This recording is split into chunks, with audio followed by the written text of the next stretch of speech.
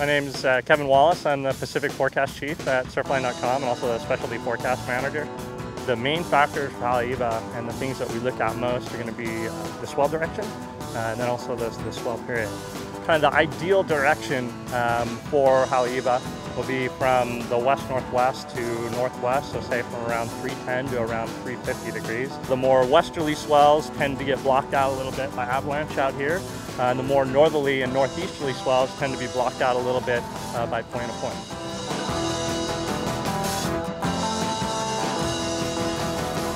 The shape of the reef at Haleiwa kind of comes to a point basically right out here, and we have deep water out here in the Haleiwa harbor entrance, and then deep water also as you move out towards avalanche. And so that kind of point is like almost like a perfect triangle. The reef, it's made up of volcanic rock and some coral, and it's not something you want to get dragged over.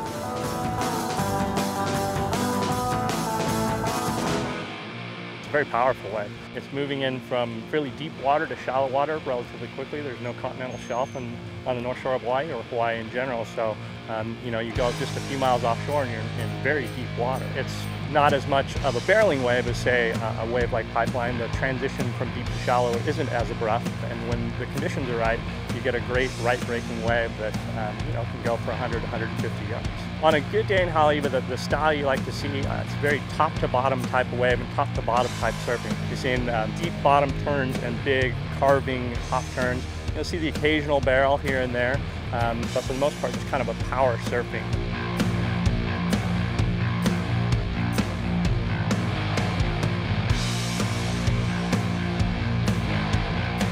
When it gets a little bit smaller, you know, especially like head high and below, you start to see the left open up a little bit. And that's when you see the more high performance type surfing. You start to see some errors, particularly on the left. The guys love to go into the trade winds. They're coming from this direction.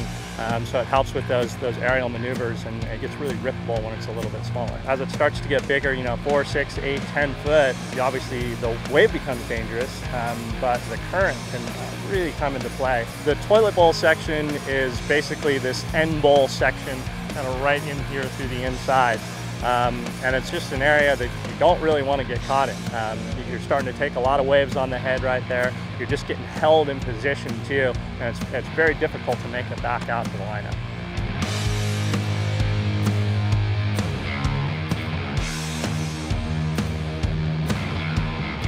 Yeah, I think that the trickiest thing is just how much things can change in the course of a day. When we have those close by storms, we see very rapidly changing conditions. It goes from small to very big in the course of just short periods of time, half a day or a day.